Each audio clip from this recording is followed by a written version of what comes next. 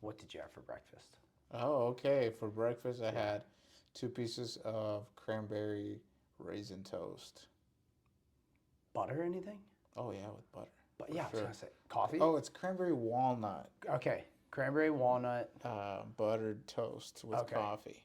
that sounds good. A It lot was of very times good. people fast. Yeah, that was me yesterday, Okay, but not today. not today. Yeah. Yeah. So I had breakfast at Lincoln Square. Oof. 4 eggs, 6 pieces of bacon. That sounds I amazing. know it was good. It was good. It was Hell good. yeah. All right.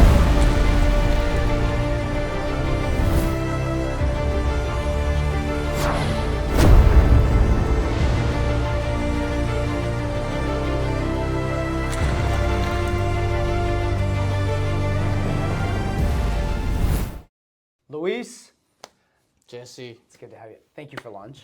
of course. I mean, there's no like this is a great way to start a podcast. Like Yeah. you take me out and we have Mexican food. Like this is great. Guacamole and flank steak. Oh my Like gosh. this is the standard now for everybody else Okay. that's listening. Hopefully, I won't fall asleep because I had some rice and cheese. That's why the coffee. Makes So, sense. man, well, listen, it's been awesome. You were a board member of InVets. I was. You have a great story, quite a journey from private sector, military at the same time, dual hatting it. Um, After meeting you the first time, I was like, man, that guy's got an interesting story to tell. And then Thank you were you. fighting the fight to go to OCS. Yeah. I mean, yeah, the whole thing. Plus being like, in leadership at a large privately owned institution. Well, it's publicly traded, but private sector. Yes. So I was like, hey, let's figure out what we got going on. So the first thing I'd like to know is like, what was it like? Where'd you grow up? So I was born in Guatemala, That's right. and then I grew up through the mid Southwest. So Okay. we, my dad got first job in the U.S. in Oklahoma City, and then we went to Arkansas, and then Mississippi, and then finally Owensboro, Kentucky. Oh, what did your dad do?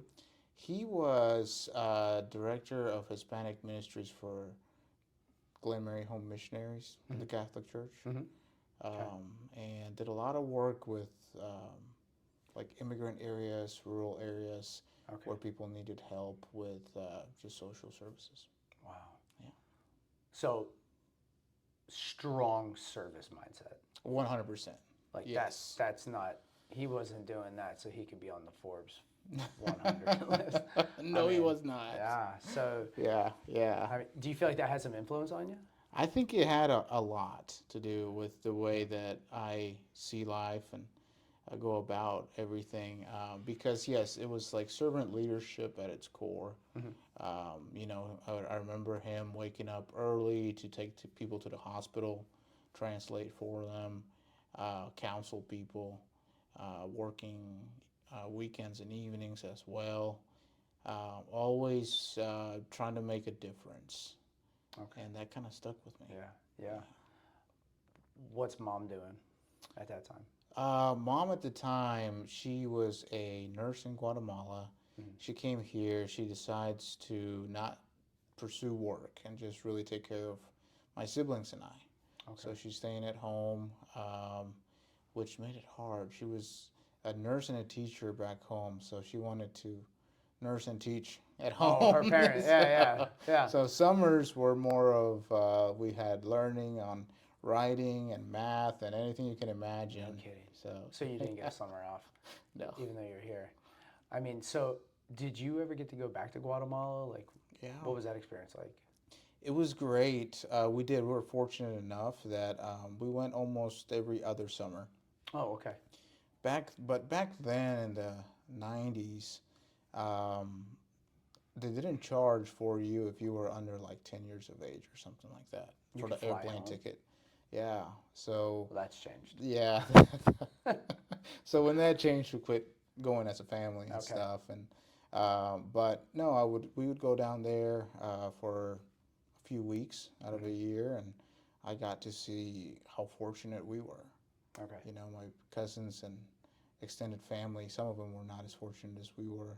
Some were well off, some were not, unfortunately. And I would get to see the struggles of maybe not having potable water at home and stuff like that. They would have to walk to procure potable water. They would. They did. Yeah. Yes. Yes. And I think that has decreased tremendously, and things have been built out, infrastructure much better since those days. But yeah, I grew up seeing that. Wow. How like I'm convinced that like if you have to walk to get your water, that radically alters your mindset. That's right. I mean, every single thing you do revolves around water. We go to a sink, flip it on, but like there's folks who go get their 5 gallons for the day. Oh, for sure. So I think the walk was anywhere from 300 to 500 meters. Yeah. I know you know what that means. Yeah, So, yeah, 100%. But, yeah. I mean, even though that, like, okay, so at first blush, that's not that far. But if you run out, then that means you're doing a one click. Yes. There and back. Yes. And you're like, wait a second, and there's animals. You bring a good point. Also, if that spot is not working that day, Was it spring fed? Or? It was like a spring fed, yes. Okay. But sometimes the pipe that they would put on there would get clogged or something, and it wouldn't drip. So they would have to go a click or two to get another jug. Right. And it's funny you even ask that question, because growing up, my dad would always tell stories that he had to do it when he was little. And back then they had the clay Clay jars. Jars, thank you. And he would have, a couple of stories where he would drop it, and then he would make it home with the handles only. His mom would get so upset. I can't even imagine. Yeah. This is my only, you spend all that time forming that clay jar. Yeah. Oh man, interesting. Wow. So obviously, but they come up, and then what caused them to travel so much within the states? So Dad picks up the job with Glen Mary Home Missioners, who their main focus is to perform missionary work in the U.S. Okay. At least it was at one point. I don't know what they're up to nowadays. And they keep asking him, like, he does a good job in Crossett, Arkansas, and they're like, oh, can you go to Pontotoc, Mississippi and do the same thing? And these are small communities. Very small communities. Farmers, tomato pickers, farming. Serving the agricultural base. Yes. The employees. Yep. Most likely. Yeah. So being like a missionary to them. Yeah. Or making sure that they have all their medical needs. Medical needs, some form of access to medical, and then also just working with them. Some do have visas, some don't. So making sure that if they do, do they have an ID? Do they have driver's? Just basic necessities that people need. Did your mother get to help out? Oh, of course. Because, I mean, if they need medical, then they have nursing, and then maybe she can leave the kids at home alone a little bit. And That's right. That's right. Okay. Yep, she did one clinical work. I think it was in Arkansas. She started as a translator, and then they were like, oh, you can do a lot. So come and work at the clinic. But also she would help with, like, the women that would come to the parish where my dad would have his office or whatnot. They would need to talk to somebody or have things that they wanted to discuss with the female. Right. She would do it. She would do that one. Okay. And that's like a lay ministry within the Catholic Church. It is, absolutely. Yeah. Fundamental. So where would you say, like, I mean, each one of those cities, small city, but which one had like the biggest influence on you? Definitely Pontotoc, Mississippi. Okay. I think that they had different ways they influenced me. Yeah. Crossett, Arkansas, I went to a small Christian school, and and let's not forget about Oklahoma, but Crossett, Arkansas, I met the principal of the school. He was, I believe, an ex-Marine. Okay. And I just remember the haircut. And he taught boxing, and I was like, man, this guy's solid. And I actually lied to my mom, telling her that I was staying for basketball practice or running or something, and I was actually boxing. Okay. So you'd rather box than run cross country? Yeah. Okay. Nice. Seems like a no-brainer. Yeah. But she found out after I came home with a black couple of guy. bruises. Yeah, Yeah, yeah, exactly. weird. What kind of cross country are you running? The one where you Hit a tree fall stub. a lot. Okay, so how old were you when you left Guatemala? Um, I was about 4.5. Okay, Yeah, pretty young. young, pretty little. That had to have been huge. Yeah, Huge for your parents. that was yeah. For them, it was a big change. They had come up to the states. To like my dad has always worked with the church, even in Guatemala, Mm. to the point that he also helped found an orphanage. Okay. So they would bring him up here for courses or different things, different trainings. Mom, as a nurse, I think she did her practicum in Houston, Mm. Texas. So, but back then they had indefinite visas, Okay. but nobody cared to come to the U.S. that much Right. until Guatemala went through hyperinflation. So, That's the late 80s, 90s? late '80s, early '90s, yeah. So that's when mom and dad were like, yeah, let's just get our children a better future, Mm-hmm. at least more opportunity. They Wow. decided to come over. Yeah. Wow.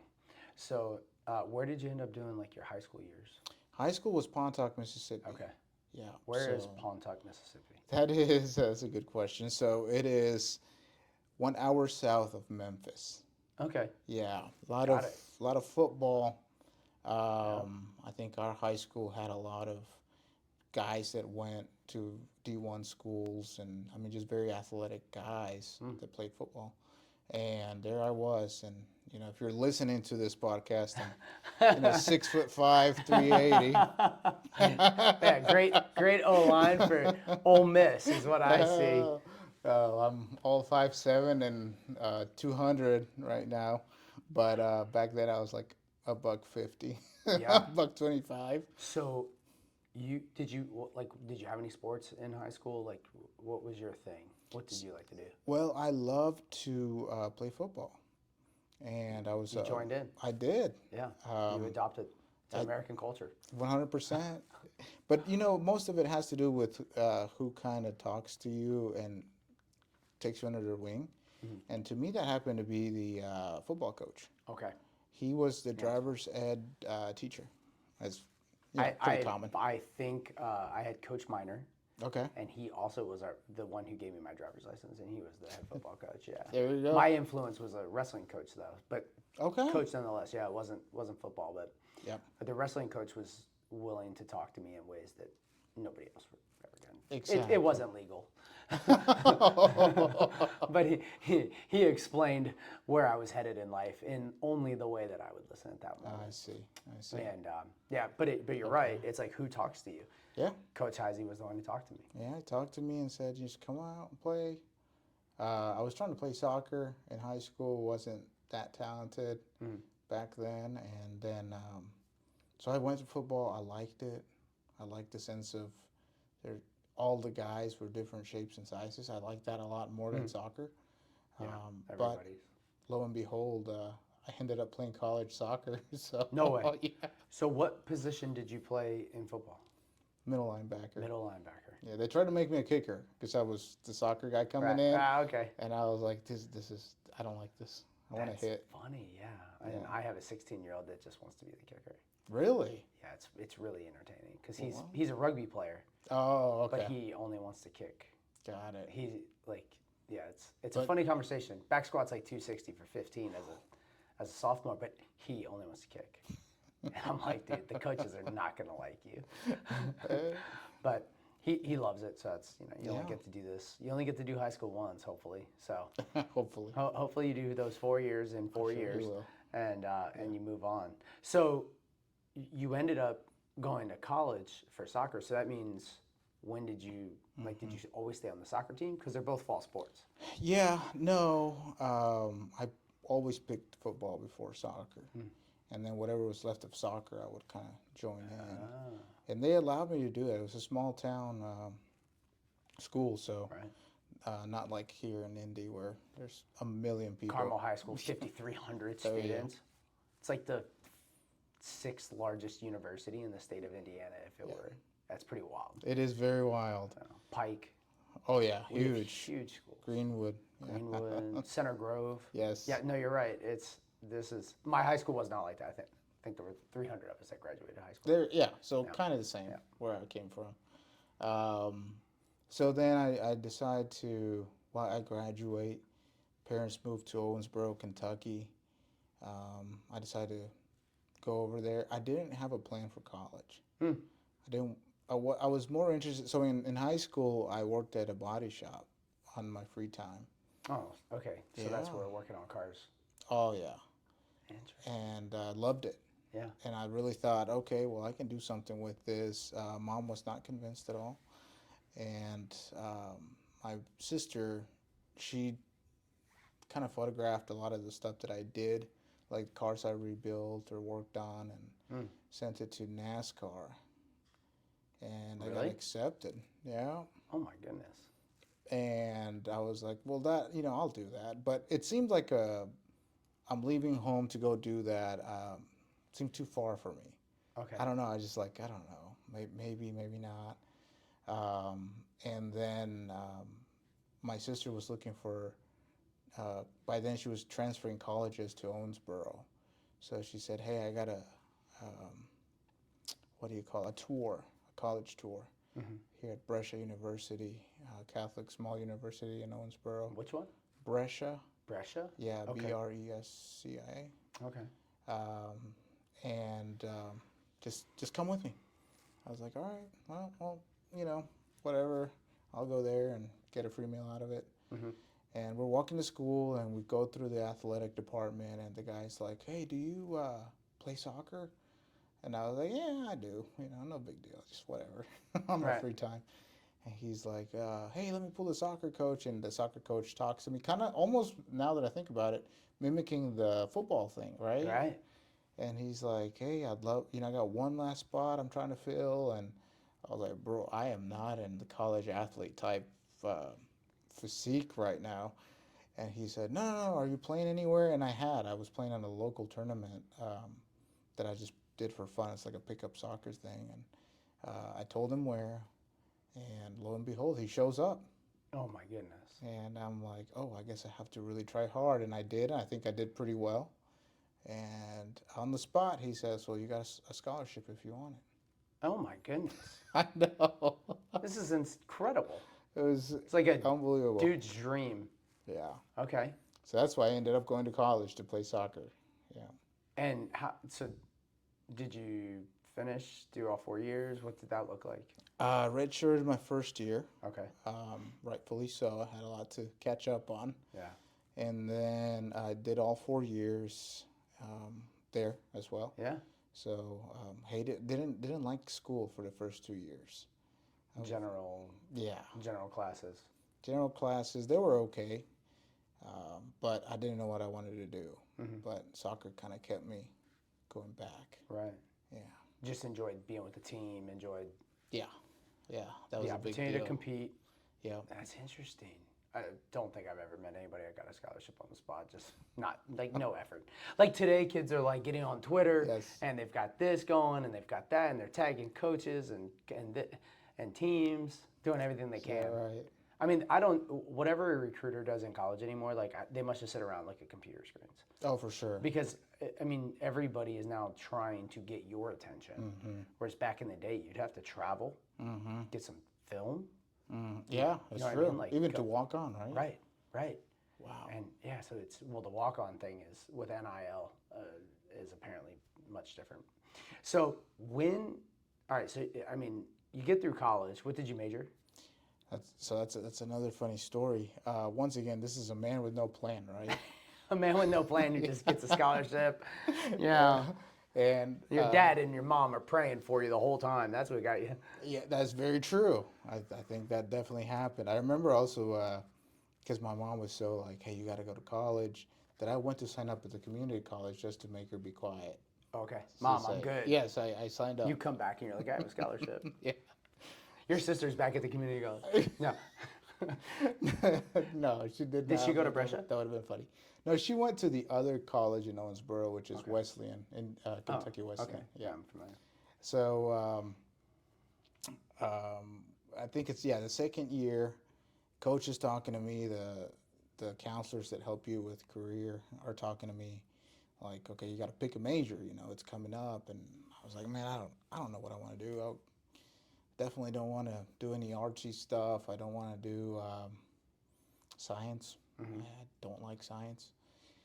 So I'm sitting there, and there's a guy in class, and I just, hey man, what's your name? I forgot who it was. He just said, I don't know, I'll call him John. My name's John. I was like, what are you majoring in? And he looks at me like, why do you care, you know? And I said, no, I'm just curious. And he goes, accounting. Oh. Oh, okay. Wow, what's that? Well, you just track the numbers of businesses and whatnot. And I was like, oh, people do that? And he's like, yeah. I was like, okay. So then I go back to have the meeting with the counselor, and she's like, what are you going to pick? And I literally was like, the only thing that came to my mind was that answer. So I said, accounting. And she's like, okay. Okay. We'll sign you up. And I ended up doing accounting. Oh my gosh. That's no, not at all. Just falling into accounting. Yeah. So I mean, there had to have been times when you were in class, like, I don't think this was the right decision. Oh yeah, that's like the first class. Right. The first accounting class. Debits are over here, credits are over here, and you're like, wait, what? Yeah. Why? T-charts? Yeah. Yeah. It was rough. Like accounting is pretty tough. It is tough. Yeah. And you get into the managerial accounting or advanced accounting, and yeah, it would be like, why did I pick this? See, I don't think accounting should be that tough. Like, there's parts of me that just think you're accounting for these things. Right. But Right. but because of, GAAP or whatever, we can like like advanced accounting. What are you learning in advanced accounting that you don't learn in basic accounting? Like, it's just more exceptions to the exceptions. right. Yeah, I had a professor. She was like, it depends. Yes. Every time you ask a question, well, it depends. And I'm like, on what? Yes. Like, on the situation. Yeah. I mean, it is very fluid. Yeah. Which in theory you would think accounting's not. Like from the outside, Right. I would just think these things go here, these things go there. Tell me, are we at a profit or are we at a loss? Exactly. But that's not. Yeah. Because if I ran my house the way a company can run accounting, Yep. I would be arrested. Like, you know what I mean? Well, yeah. Jesse, why'd you spend that money? Sir, you're like negative 50 grand in the hole. No, I'm not. Look Well, at this. Well, that depends. It depends. What sheet are you looking at? I mean, that always cracks me up. So, okay, so you obviously did it though. I did. You stuck it out. I stuck it out. That's some grit. Yeah. I think the class started with 25 or something, and only like 6 made it. I mean, it's your because first people selection just course. yeah, right. Got lucky. Man, 80% drop rate. But I had I guess the one thing that keeps following me is the friends that I made. Yeah. Joe, Andrew, Angel, we all kind of stuck together and figured it out some form or way. And yeah, so I did that, and I actually ended up double majoring. Accounting and. I picked up the Spanish linguistics degree. Okay. Because I always wanted to have a fallback. Oh. Like if this doesn't work out, this accounting's kind of hard. Maybe I could be a Spanish teacher. Yeah. So I picked that up, and that was great. So you had a good time with that one. You're also like looking at your prospects. You're like Ernst & Young. Those guys don't look like they're doing well. Eyes are bloodshot red. Eyelashes are falling out. Like they've been staring at a computer screen for 10 years. Yeah. Did you do any internships? I did one with U.S. Bank. Okay. I did it in their foreclosure department kind of thing. No, was that accounting specific or was that just? No, that was just kind of like banking. My first gig in professional life I was a bankruptcy specialist for a large privately owned mortgage company. There we go. As a 21-year-old, and that was like the worst job in my entire life. I was not a good fit. Oh man! But I learned more about like 7s, 11s, 13s. Yes. And I had to always work with the foreclosure department. And then if somebody files bankruptcy in the middle of a foreclosure, everything's on halt. Yeah. It was wild. That's how it works. Right. It's a great, like if you're like. It's rough. Yeah. The guy who did it, I'm sure that when he received me by the owner. Mm. It was like I had to start there to go to the next. Okay. Like if I was gonna do something Yeah. else with the company, I had to climb that ladder a little bit. Yeah. Yeah. And I was like, oh man, this is rough. Like everybody I'm talking to has filed bankruptcy. Yeah. And like that's a rough. Pretty much. You know, I mean, like they're upset. Yeah. You know? And then every once in a while you get the one like really savvy like business dude that's like, yeah, man, this was just the way I had to do it. And you're like, Yeah. okay. Yeah. Yeah. Oh, so you're using this system. That is true. Yeah. You do get them. So that's it. Okay, so you did your foreclosure experience. What were your thoughts on that? I mean, it was cube world, right? You walk into That was the a other. sea of cubes and lunch breaks, smoke breaks at that time. Well, yeah, if you were lucky. Yeah. I always thought the non-smokers got hosed on that. Yeah, I thought so too. Smokers could walk out anytime, like in the restaurant, they just walk out. I'm like, I'm still here washing dishes. Like, what are you doing? Exactly. Where's that guy? Smoke Yeah. break. Oh, okay. Maybe I should take up smoking. I know. You think they'll notice that I don't really smoke? He just does this every 5 seconds. So, but that didn't. So foreclosure didn't make you. No, they wanted to keep me. They said, "Hey, would you stay with us full time? And you speak both languages. You understand how to work the concept that they had going on." And I was like, I thought about it. I was like, "Oh, it's not bad money at the time. It's just a good job." But I was like, "Nah, I got to finish school." So I still had like. Oh, so they were gonna offer it to you before? Yeah. Oh, interesting. But I said, no, I got to do this and that, and I got to play one more year of soccer. Right. And they're like, okay. So, but they were like, come back whenever you're done. Yeah. So yeah. And then, so you graduate? I graduated. Graduated, and I guess I have to plug in that I always told my mom I wanted to join the military. And she said, I mean, this is a no. military podcast where we are helping transitioning service members. So that's right. Yeah. It was going to come around sooner or later. Yeah. There's no way that it can hide. And she told me, the first time I told her, I was, I think I was a freshman or maybe a sophomore in high school. In high school. Yeah. And she said, no, absolutely not. A lot of Central American guys have, their parents have had bad experiences with the Army in Central America. So Central American, like Guatemala, Honduras, like those countries. Yeah. Those parents. Okay. Yeah. Not U.S. families that come from Central America. Yeah. Okay. Correct. So my mom got to experience all the civil wars that went through Guatemala. So she's like, no, you're not doing that. And then I finally got her to say yes, but she said only when you finish school. And what grade did she acquiesce? So she always kept moving that carrot forward. Oh yeah.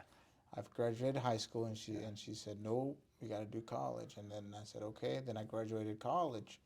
And she's said, like, oh, no. You got to get married. Yeah, have kids, get your master's. Go get your master's. She kept talking about this master's. And I was like, oh, my Lord. Okay, so I put that thought behind after I graduated college. Okay. And then I did go back. I went to go work for a community bank, Independence Bank. That was more like a part-time gig. After you graduated college? Well, it was kind of my senior year that I did that right after U.S. Bank.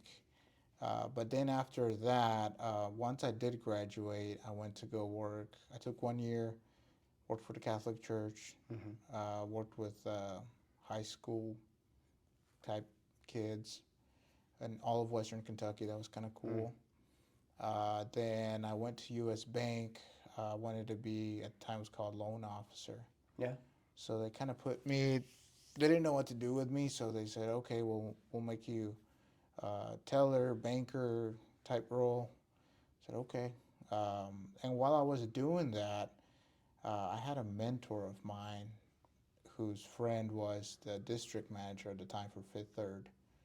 and they had redone their management program. So they reach out and they say, would you be interested in doing this? And I was like, yeah, absolutely. I would love to do something like that. And I was very young, 21, something like that. And so I did that, did their management program, and became, I think it was the youngest manager they had at the time. And I think it might have been corporate. Like, Oh, no way. yeah, I was 21 years old. So you graduated, how old were you when you graduated? Or 22, maybe 22, 22. yeah. But still pretty young. Yeah, yeah. Right out the gate. Had my whole branch and everything. That's incredible. Yeah, As a 22-year-old. Mm-hmm. In Owensboro? And, yep, Owensboro. But I took a branch in Mount Vernon, Indiana. Okay. So I ended up moving up to Evansville and kind of did the drive from it, which is like a 30-minute drive. Yeah, not bad at all. No, now we live in Indy, so. Right. 30 minutes. But you're not working in Mount Vernon. Yeah. Yeah. So, okay. So now where's the military in there? Not yet. So because I went to Mount Vernon and then I actually transferred, I was in Mount Vernon. My mom kept telling me about this master's, and then I decided to go sign up for my master's degree. Okay. Why At do you think Brescia. she was? Education's just, it's been always so important for her. Mm-hmm. I think she grew up with very limited resources, and education made her, it just changed her life. And it changed my dad's life too. So they thought that if it did that for them, it would do it for their kids. Right. I'm not wrong. Yeah, we're absolutely not wrong. Good advice. And you weren't so rebellious. No, I wasn't as rebellious as maybe in my 20s I was, but by then you're a grown man, right? Right. So I went back. I did the weekend program. Fifth Third moved me to a different branch where I could not work on the weekends because they weren't open on the weekends. It worked out perfect. I finished the program, and then J.P. Morgan, I don't really remember how they got my name other than I did steal a few businesses from them, and they said, let's meet. And I remember the lady that spoke to me. I mean, she's a great friend of mine now, mentor, Sherry Carrico. She says, well, you're doing good. We can do this other job here with us. And I was like, I don't know, I'm pretty comfortable. And she goes, well, you got rural banking down. What about metro market banking? And I was like, so there's the thing. It's like if you put an idea on somebody's head, Right. it sticks. Right. So I moved, went to Louisville, Kentucky. And I'm there in Louisville. And I always thought you went to Xavier. No. For your MBA, and I have no idea why I thought that. So you did undergrad and grad at Brescia. Yeah. Mm-hmm. That's great. Okay. So I'm in Louisville, doing my banking stuff, and With J.P. Morgan. with Chase, J.P. Morgan Chase. Yeah. So you left. Yeah, and graduated. I finished the MBA program once I was in Louisville. I had like 3 months left once I moved, and I finished. And that second to last month, there was somewhat of an unfulfilled dream. Let's call it a dream. And I was like, I do this military thing. And I remember my mom was like, I don't know. My dad was always just like, hey man, do whatever makes you happy. Mm-hmm. And I talked to a few friends, and they were like, yeah, that's cool, but you're in a whole different type of line of work. Like, Right. come on. And I was like, no, you know what? Let me go talk to a recruiter. So I walk in. Yeah. And I just called, Googled it, saw one, called him. He's like, yeah, I'm here. And I said, okay, perfect. You're the only one that's at your office, so I'll see you in 5 minutes. And I walked in. I had my resume in hand, and I said, hey, I want to join. What's out there? And he goes, well, he starts doing the recruiter thing. Well, how old are you? Were you born in the U.S.? And I give him a resume, and he looks over, and he's like, okay, you got to have a criminal history back or something. Right. Like, or your OSI. Yes. Or whatever the Army has, CID. Yeah. And I was like, no, man, I just want to join. Yeah. And he kept asking me why and why, and I just kept telling him like, dude, I really just want to join. Right. And he's like, okay, well, what do you want to do? And nobody talked to me about what there is to do in the military, Right. so I just said, shoot, and I don't know. Just, Shoot, move, communicate. That's yeah, what I I don't hear. know, be a soldier. And he's like, infantry? And I was like, I don't know, but okay. And he's like, okay, think about, what about OCS? And I was like, what is that? He goes, well, there's officer and enlisted soldiers. Yeah. And I remember walking out like, oh my God, this is so complicated. I have to make a choice. Like, I don't know. So he said, well, let's put you in split training. So you go do your basic stuff and you come back. And if we want to do infantry or whatever, then we can send you back to finish. Or you could go to officer school. Okay. And I said, okay, that sounds fun. So in the Kentucky National Guard, you can Oh, yeah. you can just try them both out. Well, he put it that way. Okay. It was really That's a recruit. being a 09 Sierra, so where you go do basic and you come back and get a slot for OCS. Okay, right. But you could step out and go get an MOS to do infantry or whatever you want to do. Right. So I did that, but it also coincided with the work schedule. Okay. Because I was like, I don't want to be away from war. I have a real job, which is funny because I tell my boss, well, I didn't tell anybody. I didn't tell anybody in my whole family that this was going to happen. And until you have to deploy and go to basic. So, my boss was like, you did what? Like I signed up. Yeah, and there's this thing called USARA. You can't fire them. Joke's on you. Yeah. But, nobody tells you really what that's all about. So I was a little scared, like, oh, what if they fire me? Right. Right. Because so you didn't know that you had a legal right. Well, I called HR, and that's who told me. But, before that, I think I was 2 months out from shipping out, and you make all these stories up in your mind. Like, oh, I think I made a bad choice. That's crazy. Yeah. So. I think I made a bad choice. But here I am. So you go to basic you've got an MBA. Yeah. You were a soccer player in college, and then you go to basic training. Mm-hmm. Yeah. So I went as an E4. Okay. Yeah. That's nice of the Army. It was. They're It just was. like Oprah, just give it out. What's going on here? You will call me specialist in basic training. I am not private. And that's the funny thing. I didn't know what a specialist was. You don't know any of the ranks. Right. And since I had a day job, that was my focus.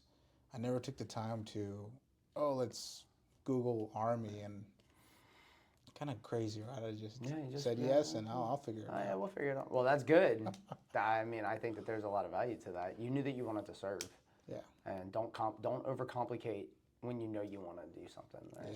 Yeah. You didn't overthink it. No. Because then you live with the I wish I would'ves. Yes. Sometimes That's you true. overthink it. Something pops up. Next thing you know, 2 years you haven't done it. Yeah. Now you're too old, or injury happens, or life decisions. Absolutely. And then you miss out. Yeah. I went and it was Fort Jackson, relaxing Jackson. Mm-hmm. Pretty hot in the summertime. Hot, miserable. And I said yes to a summer slot. What was I thinking? But you weren't. You were just like, put me in, coach. I had a neighbor. His name was Jeff Witherspoon. He was captain, major at the time, something like that. He gave me some advice, some pointers, ran with me a few times. Like, you really got to start running now. Oh. And I was like, okay, right before I left. And I left and graduated. I thought it was the craziest thing, like zeroing the weapon. I've never shot before. Mm-hmm. So the first time I pulled the trigger was zeroing my weapon, and first time you've ever fired a weapon ever was zeroing the weapon in the military. Yeah. So you can imagine, I didn't know what they were talking about when they said it's got to be a group. Right. And I was like, okay, cool. So we aim for the same spot. Right. So that it took me a little bit longer to Iron qualify. sights? Iron sights. Yeah. They did both iron sights and OCPs, Okay. OCCs. Yeah. So yeah, it was. I think my OCC wasn't on because they said iron sights. They trained you for iron sights, Yeah. and you're like, And then you have a okay, red so dot. this thing doesn't really do Yeah. anything. Right. But my red dot wasn't on. That's fantastic. You're like, did you shoot all right with it? I did okay. Yeah. I qualified. Yeah. And then the guy, well, I had to qualify twice, and then the guy said, let me see your weapon. And he goes, oh, the thing clicked off. But he Yeah. thought I turned it off. And he turns it on, and he goes, Yeah. there it is. And I was like, Oh. what's that? I mean, we've all been there, like in some form or fashion. I can't tell you the number of times like I've looked like the jackaloon. Oh, yeah. Yeah. I mean, yeah. And you know, you're old. I was, what, 27? Yeah. So I was older. So. And it's your first time holding a firearm. Mm-hmm. That's a big deal. But, you know, drill sergeants, they think that, oh, an older guy, he knows what he's doing. You know what He's you're fine. doing? Yeah. I do. That's right. I didn't know I don't even know how I got here. Yeah, exactly. So you're at JP Morgan and you leave for basic. You come back. Mm-hmm. You go into your traditional guardsman capacity. Yeah. Yep. While at JP Morgan. Mm-hmm. What was your role at JP Morgan? Back then, I was still a branch manager, but then transitioning to business banking. Okay. So I was becoming a business banker at the time. So, I mean, solid professional. Yeah. Really a professional human. I was like... trying to figure out how to shoot this firearm on the weekends. This is amazing. On the weekends. Right, right. One weekend a month, you're trying to figure out how to turn that red dot on. Yeah. But then you're back at your real job. Doing your thing. Yeah. I was back at the real job, going to drill. And that kind of seemed monotonous. Mm-hmm. You know, like, okay. Then the guy that got me in was asking me, so OCS, right? So by then I kind of figured out, okay, so the officers have a nice, cool office, and the grunts and everybody else is working outside. So yeah, I'll do OCS. They're sleeping in poncho hooch. So, okay, let's go do OCS. I say yes, and he gets me a slot, but I had to wait a while. Okay. So I spent some time with the MPs down in Owensboro. Mm-hmm. I mean, sorry, in Louisville. Okay. And when you're in Louisville, where are you? Where's that one? At the airport? Yeah, Bowman Field. Yeah. Yeah. Well, because I mean, I'm at the 123rd. Yeah, you're right there. Yeah. So it's funny, it's a small world. It is. It is. I was there for a little bit, waiting on my OCS slot. They mainly made me help the new recruits as well. I think they have somewhat of a recruiting office there. I don't know if it's still there or not. They do. Yep. Okay. Yeah, that's where I signed my papers. Oh, okay. Mm-hmm. Yeah. So that's kind of what we did all the time. Lots of hip pocket training. Thoroughbred Express. Yeah. It's right there. A lot of sharp classes. Yeah. Oh, well, I'm sorry. Well, everything we teach is the same thing over and over. Right. Yeah. So you didn't have to go do whatever your job was. What was your MOS as an enlisted? It was supposed to be 11 Bravo. Okay, so infantry. So they said, let's put that on hold because we're going to send you to OCS. So you never even had to fully qualify? Not fully. Okay. They kept asking me to go to like some type of course at Atterbury to finish, which is I think a guard thing. Well, Atterbury, yeah. Yeah. I think ton of stuff runs through Atterbury, which is pretty interesting. It is, yeah. Yeah, Atterbury's pretty active. So I did that, and then I go to OCS. Eventually. It seemed like forever. Because that was what year? 2019, middle 2018, 2019. Yeah. So I go, and at the time it was a 2-year program that the state of Kentucky had, and it was balls to the wall. Really? Oh yeah. Back then it was very rough. Why? You know what? I always ask myself that. Why was it so rough? Yeah, why did they make it so rough? Oh yeah. It's nothing like that anymore. Well, the army. The army's the answer, but Yeah, I remember the first. They called it a welcome drill, okay. but it wasn't really a welcome. Um, I show up, I park my car, and got all my gear. I'm trying to figure out where I need to go, and one guy's over there saying, "I'm not quitting. I'm not quitting. I'm not quitting." And I was like, "Hey, Maybe man." you should quit, dude. I was like, what are you here for? And he goes, OCS. And he said, I was like, okay, why are you all worked up? And he goes, my ruck flew out of the back of my truck, and but I'm not going to quit. And Hold on. yeah. Why didn't you go get it? First of all, I don't think you realized that it flew out, but that's hard for me to, how do you not realize it did? And what, did he have nothing in it? Exactly. I I guess don't if know. you don't have anything in it, it's not important that it's gone. I mean, it's only important if it's got my gear. Yeah. I can go pick up another pack. Somebody's got one. So Right. There's a homeless guy right now in Kentucky, really happy. they got it. Yeah. So, or a hunter that ran into it on the That's side true. of the road. He's Yeah. probably like, this is obviously a newbie. Straps aren't even undone. Exactly. So, okay, so you run into this guy, Yeah. and he's like, I don't quit. I'm not quitting. So apparently this was his second time around. And the first time I don't know if he got let go or he quit. But he told me, like, dude, this is a nightmare. Like, this stuff is crazy. And I was like, oh, I think we're not in the same course. Like, you must be high speed. I don't know if you know this, but I work at JP Morgan. I was like, I'm here for the banking course. Exactly. And he goes, no, you're in the same one. And I was like, is it that hard? And we're in there the first weekend. They, file us into the classroom to do welcome packets and sign the counseling forms, and start screaming at us from the go. And I was like, whoa, okay, this is a little different.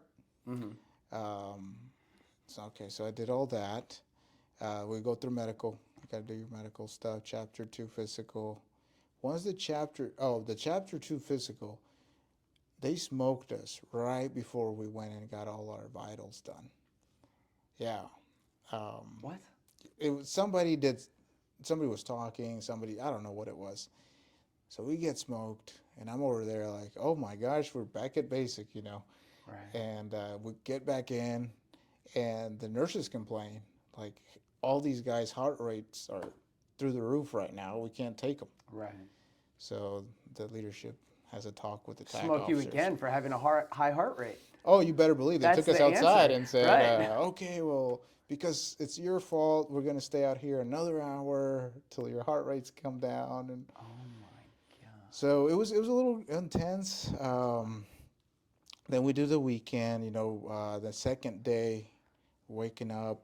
I think they took us on a ruck on the second day of welcome weekend. Mm-hmm. The guy was pretty fast, and then low crawled a little bit.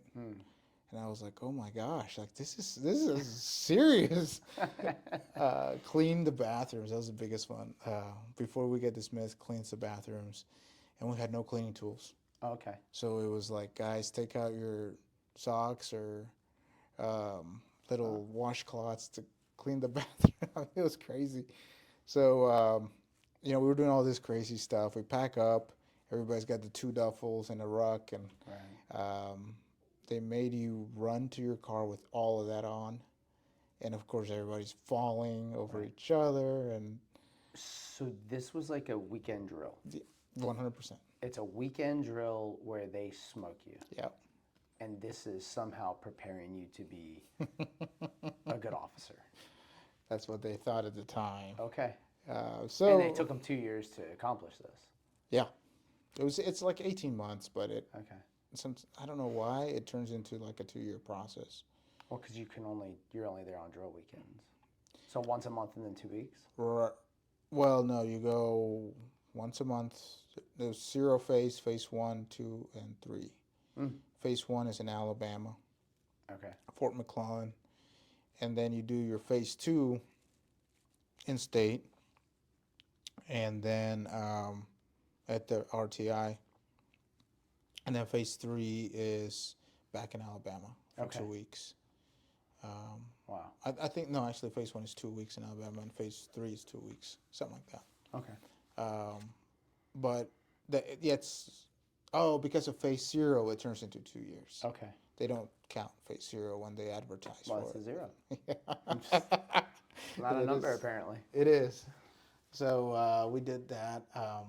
So it was rough, man. Every drill was tough. Okay. Land nav. Right. So you're just getting smoked the whole time. Smoked and land nav. That's all it was. And were you going to be an infantry officer?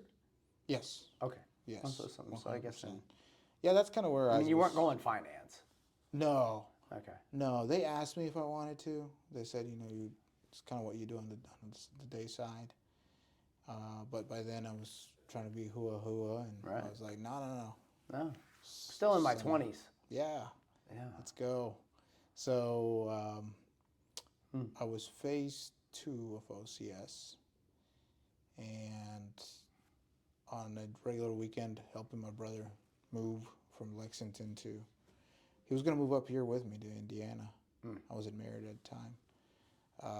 Dating my current wife, Amber, and I'm in Louisville, Kentucky. We stop and see a friend. He was the director for the YMCA's in Louisville. We walk out. We go to O'Shea's, which is a restaurant, Barstown Road. And we walk out, and there's a guy who's high on drugs and been drinking, and just assaults me. I mean, we have a little exchange of words, and he's trying to get me to smoke weed, and I'm like, no, man, that's not for me. And he doesn't like that. So as we say, okay, that's enough. Like, we're just gonna be on our way. We're waiting on our Uber. He strikes me, hits me. I fall, hits my other friend, my older friend, Norm. He falls. I mean, he's cold, one punch. I fall, but I get back up, and I'm holding my head because I was like, what just happened? I was not expecting him to punch at all. Like, he might be totally out of his mind, but there was no need for any type of punches, so unexpected. So I get up like, oh my gosh, what's going on? And he sees me as I'm coming up, and he just goes into me, and then causes a traumatic brain injury. I'm out cold. My brother, he is able to duck this guy's punch. Another guy joins in. That was his friend. They start beating up my brother, and the guys from O'Shea's come out, like the staff.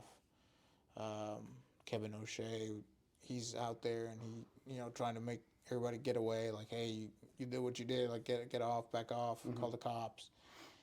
And the girl that was filming this, because the guy that did this did a whole Facebook Live about it, is going around singing lullabies to us on the ground, and sees me and sees, my head all messed up, and says, oh my gosh, I think you guys killed this guy. And I think there was more of her friends or something, and they told the other guy, Matt, you need to run, you need to leave. And he leaves the scene. And my brother wakes up, does CPR on me, resuscitates me. And, the ambulance gets there, and immediately, operating room, I need to take a chunk out of my skull so that my brain can swell and not kill me. And I'm in and out. I remember some of it. I don't remember most of it. I know I was thirsty. I remember that. And apparently I had a seizure on the hospital bed too. They operated on me. Didn't know where I was. And then for 2 weeks I was in and out. Then I finally regained consciousness, and I'm like, what's going on here? My mom's there by now, Yeah. and she's like, oh my gosh, there was some type of altercation, and your head's had surgery on it. And I was like, okay, well, I'm good now. Let's go home. 11 Bravo charge. And then she's like, yeah, no. And the Yeah. doctor comes in, they got to check you because you've been all over the place. Yeah. So. Oh my gosh. I mean, the first time I heard that story, when you told me, it just sounds horrible. Yeah. And then the second time, it doesn't, it's like, that's an insane experience. It is. And, it's a blessing that you're here. It's a blessing you have your family. Yeah. It's heavy, Mm-hmm. right? What, man. So you're able to recover. Yeah. You're able to as far as I can tell, you're fully recovered. I don't know how smart you were before, but you seem to still be with it now. So, a lot of medical work. Yeah. What's that recovery process? Yeah. So, well, going back to when I regained consciousness, I remember the doctor saying, like, well, we don't know if you're going to be able to walk well, eat, your memory, you're going to have some memory loss. And I do remember when he's saying all this, it was a conference call. But one of my biggest things as soon as I woke up, too, was I have drill next week. And I'm this close to graduating. Right. So I need to go. And they said, no, it's fine. Who do we need to call? I gave them the officer that was in charge, Captain Bailey. And he talked to me. He's like, hey, man, no, just take the time you need. No, don't worry about it. He played it off really nicely. Like, you're going to be just fine. You're almost there anyway. And then he joined for that call. And I was like, okay. Captain Bailey joined for your medical call. Every medical call he was on. Unbelievable. Like, this guy literally, off day, whatever day. How did you feel about that? Yeah. Oh, that was just like the most impressive thing. Okay. That I was like, man, this guy really cares. Mm-hmm. Like, he really cares about me. So, doctor says all that. I'm like, whatever, dude. Like, I'll be okay. I'm going to come out of this. You're just saying that because you have to. Mm-hmm. And then, he walks out, and I remember saying, okay, well, I need to go to the bathroom. And they bring me a toilet that I need to use in bed. And I'm like, I'm not using that. You guys are crazy. And the nurse is coming in, and I try to shove it in a pillow, like, try to hide it. Yeah. She's like, what's that doing there? I got to use the bathroom. And she goes, well, that's what that's for. And I was like, no. So I said, I'm getting up. They didn't want you to get up. No. They didn't want you to walk. But I did. I went to go get up, so she freaked out. And she was like, oh, hold on, let me go get somebody. They had to go get this big male guy and told him. And he's like, okay. Put a little belt around my waist. And I said, I don't know what the big deal is. And I go to step up, and the whole room just turns. Like multiple times. And I'm like, oh, wow, okay. So that's what they meant by can't walk. And was that a result of the trauma? Yep. Okay.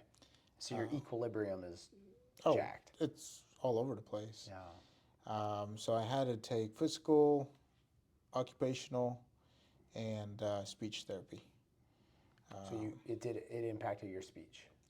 Yes. So I found out that speech is not just speech, which it did, but it's also like, can you put thoughts together? Okay. Can you do puzzles and stuff like that too? Which I was like, oh, because, I thought speech therapists just work on speech impediments, right? So I didn't like speech. Speech was hard. It was rough. Right. Like, what's 8 times 12? I was like, I don't think I could do that before the accident. Right. I know I have an MBA and I can do accounting. This explains the accounting situation that we're in. Okay. Exactly. So that sounds like vertigo, like something like vertigo, where It's all, just yeah. lose control, like your eyes are gone. Yeah. Yeah. And so you successfully complete those 3. Yeah. Was there something in there that like was a setback, or were you just like streamlined? Well, I was streamlined for the first part, which 2 weeks, 2 or 3 weeks in intensive care, and then I went to Fraser Rehab. They were supposed to hold me for 2 months, and I left in like another 4 weeks. Okay. They were like, "Man, this guy's killing it." Changed my diet though. I didn't eat the hospital food anymore. Oh, well, that's Yeah, my mom brought me stuff. that's got to be lowest bidder. Well, yeah. Oh yeah. I mean, I don't know how they get that food in there. Like I look Horrible. at, yeah, I was there not that long ago for somebody else, and Yeah. I was just like, we love you, so we're not going to let you eat this. And how does the nurse feel comfortable bringing that food? Like, do you not take nutrition classes Yeah. in nursing school? Exactly. It's just eye opening. Prison food's the same.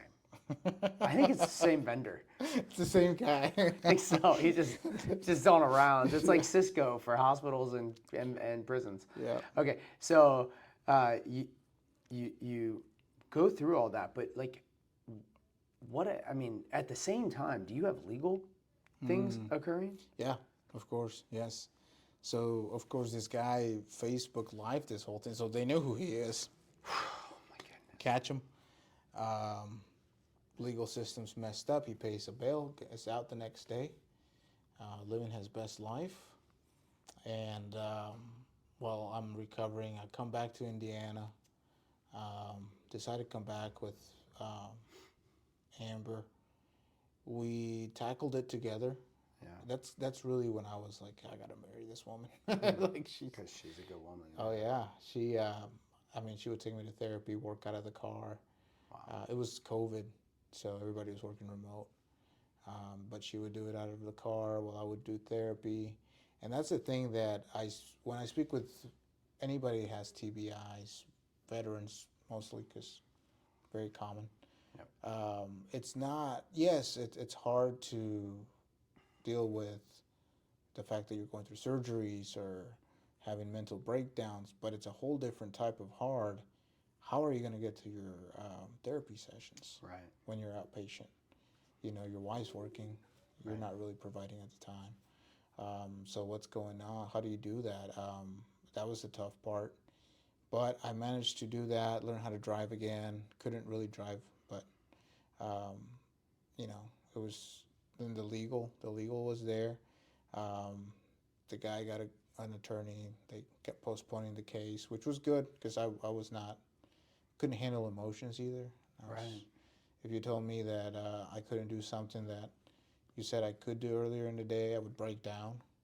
But later I knew it wasn't me. It was just my brain was healing. Right. Yeah, I had a reconstructive surgery in October of that year.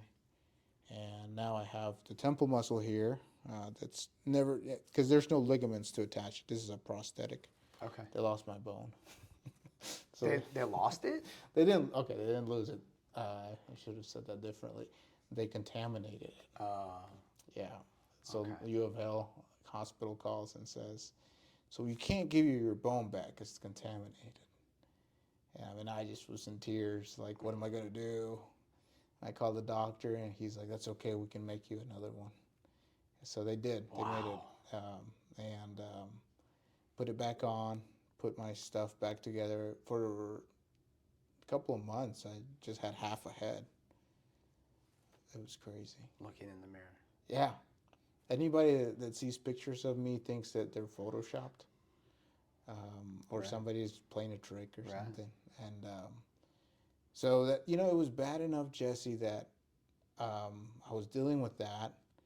The guys at OCS are like, my class graduates. Right. They make me a part of it. I've joined via Zoom and whatnot. And of course, I don't graduate. Some of those guys are captains now. But the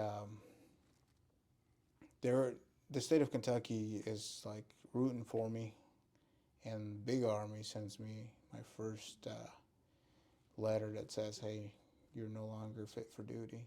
Dude. Appreciate you, but no thank you.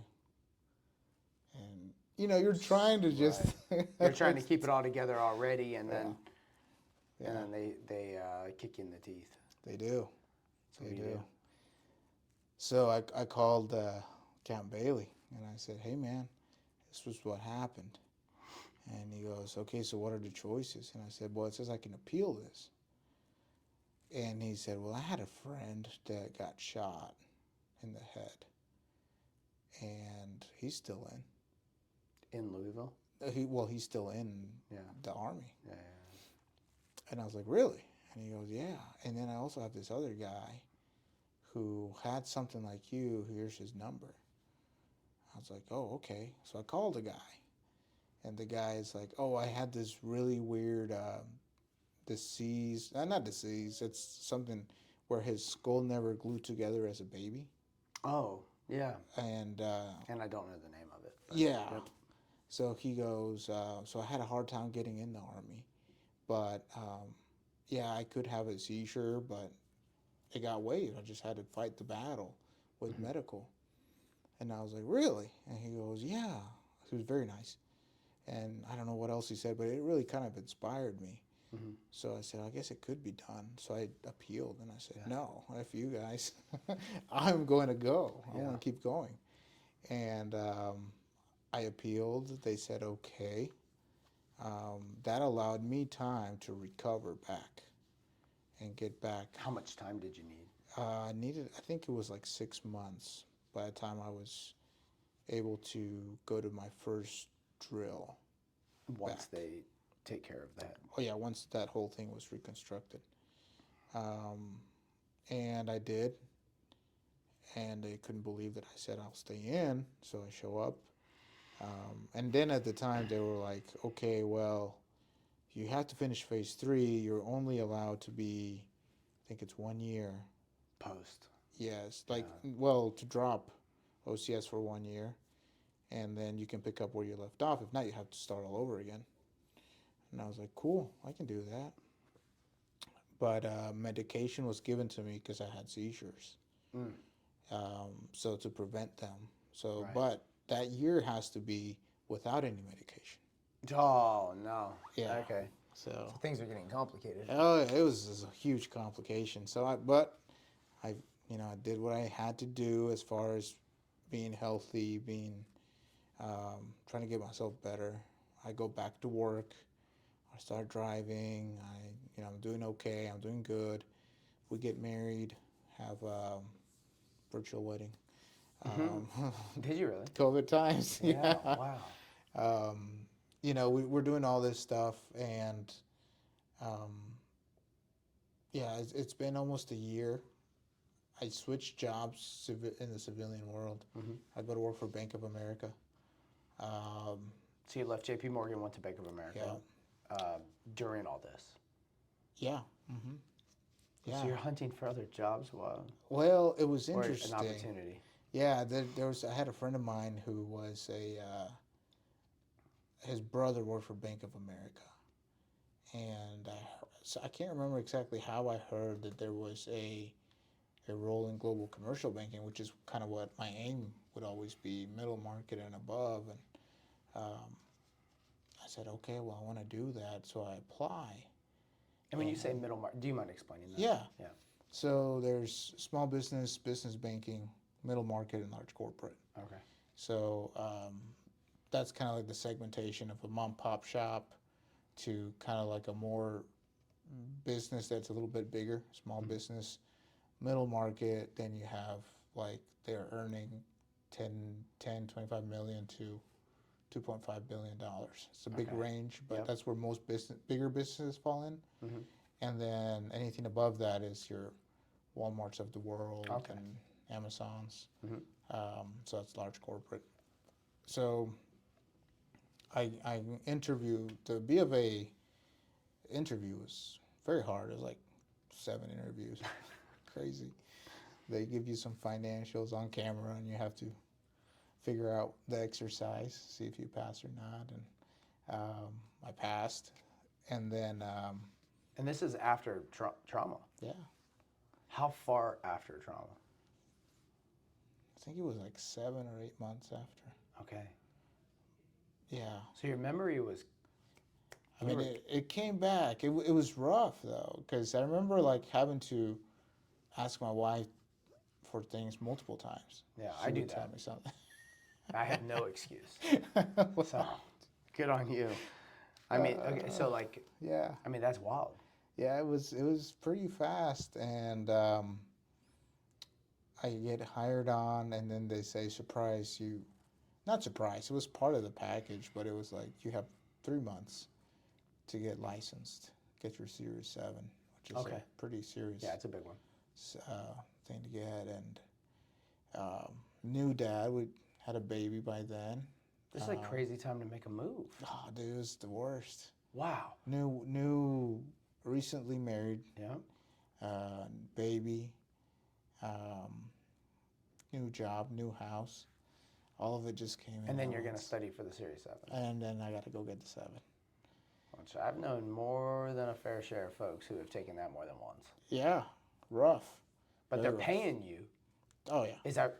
Oh, so, absolutely. So they're paying you those 3 months. So your only job? Yes, mostly. I would say That's like good. 90%. That's a great commitment to the human. Yeah. Not everybody does that. No. It's like a law firm that wants to hire somebody, but they haven't passed the bar. Yeah, 100%. Go pay them to pass the bar. Like kudos to B of A. I mean, Yeah. they really did a good job, and it's for the benefit of each individual. Mm-hmm. You know, it's like you getting your certification, and I don't know what more you can do underwater. Yeah, deep water rescue. Right. We're gonna.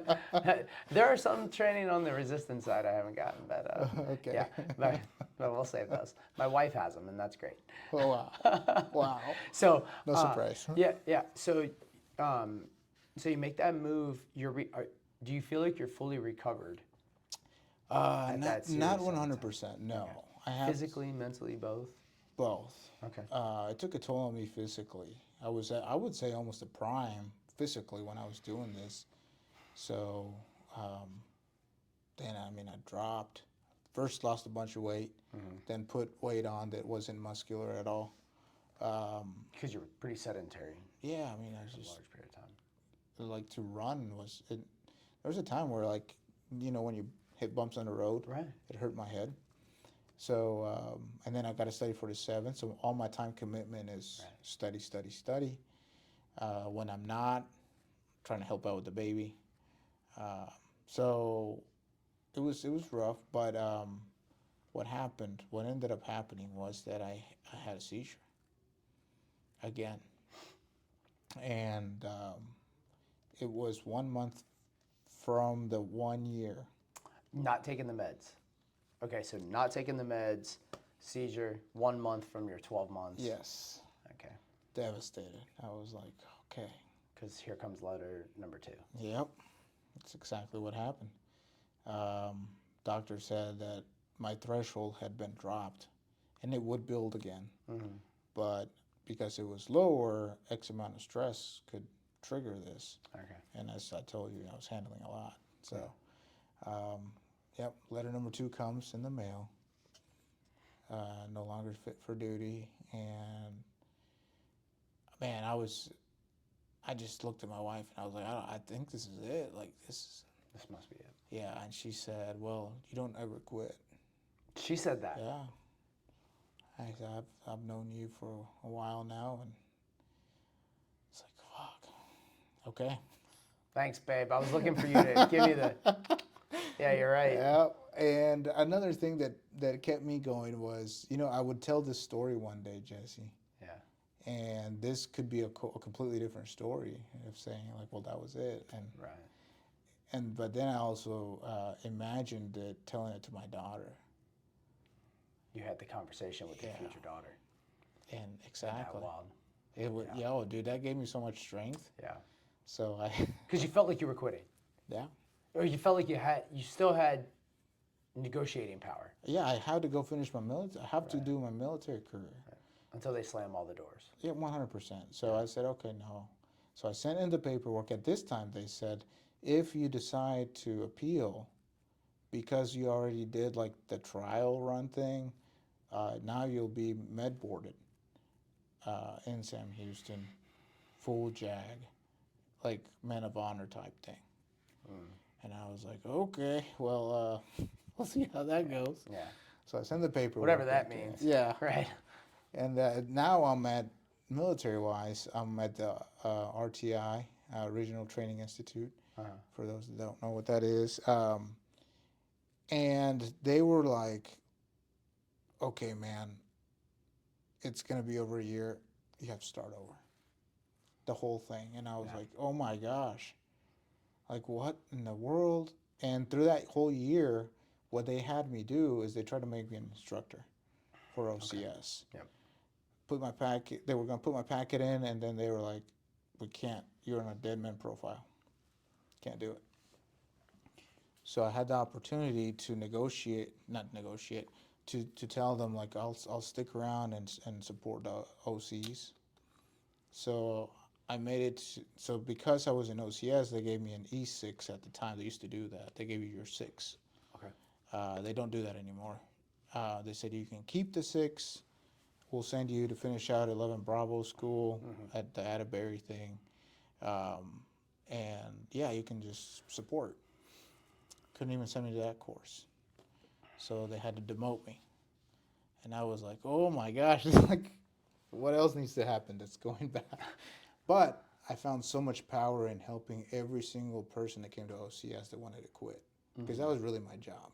And you're there. Somebody wants to quit, go talk to Ahu. Right. And they would come and I would have a talk with them, and then they would be like, okay, I think I can do this. Right. And supporting it. So I saw so many lieutenants just come through well, not so many, but a good amount. And so that's what I was doing. I was support staff for them, doing whatever they needed as an E5. So they let me keep my E5. And the whole another year passed because I had to do that 1 year thing and wait for but by then I was waiting for the med board. Med board came. And no seizure that year. No seizure. Right. So it was incredible because when the med board came, first I had to explain why I was demoted. So I had to tell them it's your fault because you guys put a profile on me, permanent profile. And then they said, okay, to the whole dog and pony show. And then they said, well, we can't say anything. We'll leave it to the state. We're okay if Kentucky's okay with it. So we'll leave it in the hands of Kentucky. Yeah. And I was like, okay, cool. My JAG officer was like, wow, this is great. But what did make the difference there, I had a recommendation letter from the Joint Chief, one of the Joint Chief of Staff. He was Lieutenant Colonel. That was a good friend of mine. Then, but he gave me a letter because of my accomplishments in the private sector. And he and I know each other personally now. Letter from the director of the YMCA's in Louisville, an executive from JPM as well. So they were like, okay, no, this guy's good. He just needs to get healthy. And the state of Kentucky needs to make the decision.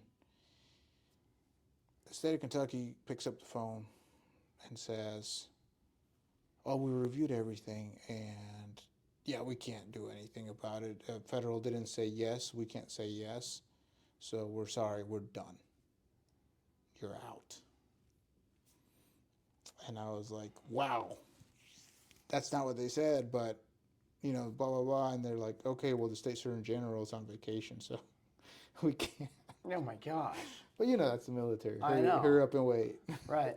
Yeah. So I said, and okay. the bottleneck is one human. Yeah. Wow. So I said, okay. And I was on the phone for like 2 hours and nothing.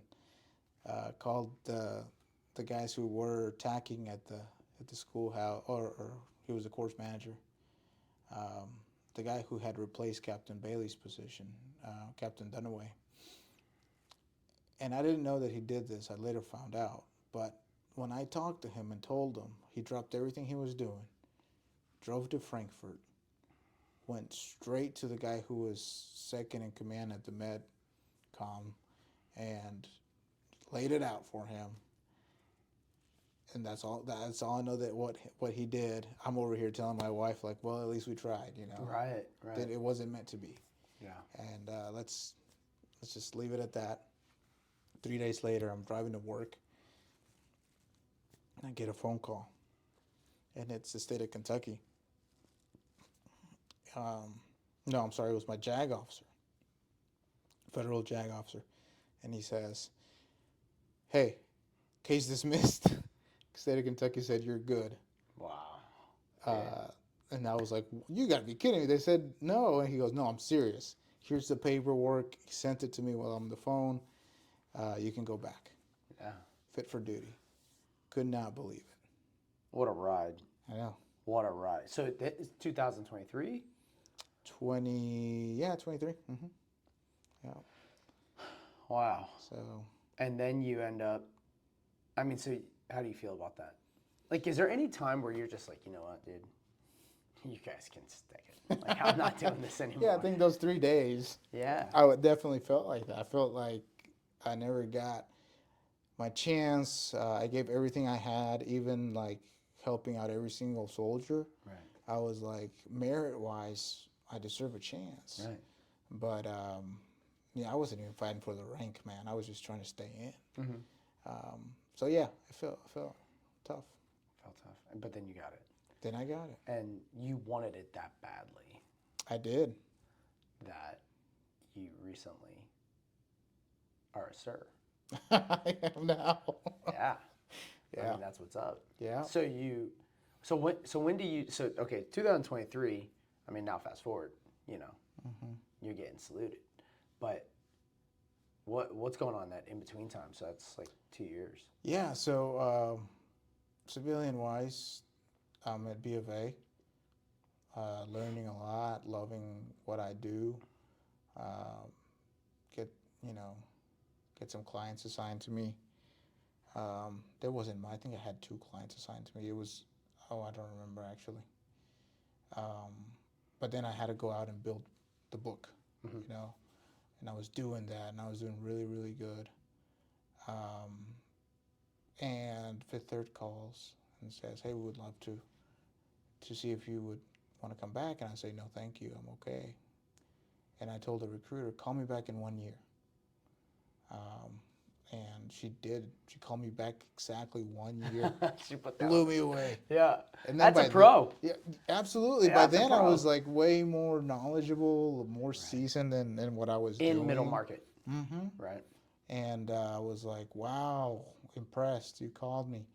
Met with the leadership at Fifth Third. And yeah, I was like, man, these guys are great. Reviewed the history, did my homework.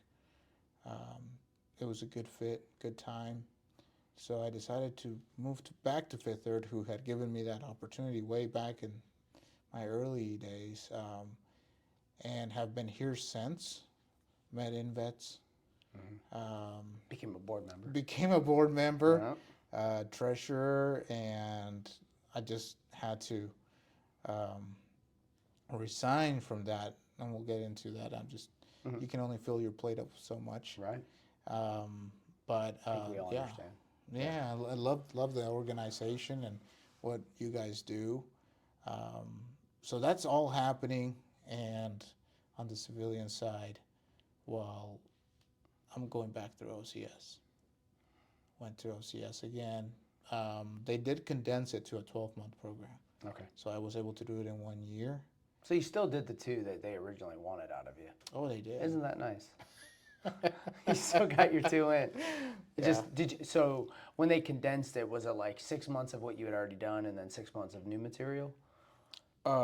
Yeah, but no, more like 9 months of what I had done and 3 of new material. Okay. So that second year was truly superfluous back then. Yeah. Yeah. Okay. So they took it down. Must have been some pretty, like, nothing breeds appreciation like adversity. Mm-hmm. I imagine that for you, walking across that stage, or you getting that first salute. Yeah. That meant something for you that not a lot of other people can appreciate. You worked maybe the hardest of any story I've heard to this point. For OCS. For OCS, yes. Yeah. Yeah. I got recognized for it. The state did a great Well, job. thank God. They recognized me big time. Um, and I just, it didn't hit that much. I mean, it hit pretty hard. I was like, wow, I can't believe this is really happening. Like the first salute, like, wow, Right. crazy. Um, but then I only took 2 weeks off and went to Bullock. Um, So we went and did my 4 months in, required 4 months in Virginia. And then I'm back. And last weekend I had to go to meet my new unit. And that's when it hit me Mm. for real. Because I was like, I've been training for so long for the day to walk into a unit as a platoon leader. Yeah. And I was like, this is it. And it's like going to a new job because, you know, you're meeting your unit for the first time. And they're all judging. From the get-go. That's right. I mean, we all know it. I looked you up on That's right. LinkedIn and That's right. Facebook. But I mean, one crazy thing about you is, man, like everybody knows your adversity Yeah. that you've overcome. That's immediate respect, especially in like our community, in Yeah. any community like that where dude's gone through some things, seen some things. Yeah. People are like, and no offense to all the 22-year-old second lieutenants, but Right. you're not a 22-year-old second lieutenant. No. And you've worked really hard to be there and are a professional both on the outside and on the inside. So that's incredible. Thank you. And you get to have the conversation that you want to have with your daughter That's true. when you get to, yeah. The real mean, reason. Right? Man, I can there were some days in training where I had conversations with my children, like when I was like grumpy or whatever. I don't like, Yeah, you know, and yeah. I'm climbing up whatever and doing the thing, and I'm just saying like, I'm having a talk with my oldest, and I'm in that moment, and I'm telling him, well, you know, Dad just chose to quit. And then, like, in that moment, I'm like, you're never saying that to your kids. This is not happening. Like, what are you talking about? And it's wild, like, having, like, it does give me, like, respect for, you know, the 18 to 22-year-old that, like, doesn't have any kids. And, like, what pushes them through it. Like, you know, everybody has a thing. But that, for those of us with kids, like, that conversation's real. So that gets us to where you are. Yeah. You're at 5th Third. You're now a second lieutenant. You've got a platoon, and then you're a professional here. Yeah. With a, like, how would you define your role here? Yeah. Yeah. So VP, middle market, relationship manager. Mm-hmm. So I work with the businesses we're 25 million and above, and we do everything for them. We do access to capital, so you still have your credit stuff. We do treasury management, institutional investments, stuff for their employees. We take care of the whole company, but I am in charge, or have the responsibility, which was what I like to say, to talk with the CEO and CFO of those companies. Mm-hmm. So I'm talking to the leaders of companies and represent the bank for them, you know. So that's what I do on a day-to-day basis, and I love it, man. You and I have talked, and I get to work wherever there's internet. Yeah. If there's internet, I'm working. This is amazing. No, it's a good gig. It's a great gig. Yeah. With a lot of responsibility. A lot of responsibility, that's for sure. Which you're seem more than capable of. In our remaining few minutes, Sure. You are a unique person on the podcast because you're still in the Guard, and then you're over here. So that's one of the reasons why I want to end. Indiana has one of the largest National Guards. That's right. In the country, and there's a lot of folks who are looking for assistance. I suppose, what kind of advice would you want to give to all those National Guardsmen who are trying to figure out what they're going to do on the private sector? How do they knock down some walls? Like, what's the recommendation for them? Yeah. So one of the things that I love is, it happened in Virginia. It happens everywhere. People ask me this question: hey, how do I get in? How do I get that foot in the door? And if you reach out to anybody in the corporate world, I would hope that they treat you the same way. But I always try to say, hey, look, I think that this position would be good for you. Here's the information about it. Check out our careers page, or check out our careers page. And if there's anything there, reach out to me. You know, I can try to see what I can do to either better inform you or get you connected to somebody that knows more, or maybe even the hiring manager. I don't know. That's step one. But step two, which is really it's going to happen or not, is when they follow through. If I say, hey, The soldier. here's this information, look it over, give me some questions, or give me your resume, whatever. Follow through. Hey, Luis, here's my resume. This is what I want to do. This is where I'm at with my education. This is where I want to be at. Because you don't have to be there right then and there. Maybe the role I'm telling you, or you see something on the careers page, maybe it's not that for today, but it'll give you an aim. And that could be anywhere. That's not just in banking. Like if you are, like in my field in the Army, in logistics, right? You want to be a logistician in the civilian world. Yeah. Still reach out to me or reach out to somebody in that field. We can connect you, but the follow through has to be there. Resume, connect, ask. The squeaky wheel gets the grease. That's right. Yeah. All right. And thank you. Thanks for sharing. Yeah, man. This has been good. Well, I appreciate you I think it's having gonna me. be really here, helpful. man. Luis, it's been a pleasure. All right. Thank you. 3 very high life stressors would be losing your job, your health care, losing your home. That's happening all at once to transitioning service members when they're getting out of the military. That's where InVets comes in, where you know everything on the back end is taken care of and you can focus on transitioning well. InVets is a 501c3 nonprofit dedicated to helping transitioning service members and their families find great careers and communities here in Indiana.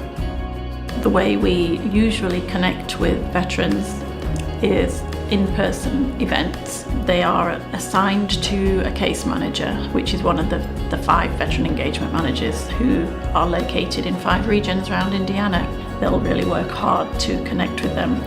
And then they complete the profile in more detail about the types of careers they want, the skills they have, where they might live, do they have a spouse. So it's a very personal service, and we try to match them with the right career, and we try to match them with the right community. We take our job seriously, understanding that we're not selling somebody a thing, we're helping somebody move into the next phase of their life. That's not lost on us. We are not moving one person, we're moving a whole family, and every member of that family has a different need. We try to have those open discussions about everything. So what we realized was just helping somebody find a job when they get out of the military isn't enough. There's got to be more to it than that, especially if we want to create lifelong Hoosiers. So we started thinking about what can we do outside of helping people find great careers to get them connected to their community. Transition is not transactional, it's transformational. And it's something that we talk with our staff about all the time. We cannot look at transition out of the military as a transaction of leaving one job and going to another. It's a transformational moment in somebody's life. And we hope and believe that should be Indiana. And once they're here, we remind them that we're here for life. So if there's anything that you need once you've gotten here, you're looking for a volunteer opportunity, a way to get involved in your community, or you just need some resources for things that you're trying to take care of, whether it's some of your veteran benefits, you can reach back out to us and we're going to put you in contact with the right people to get you taken care of.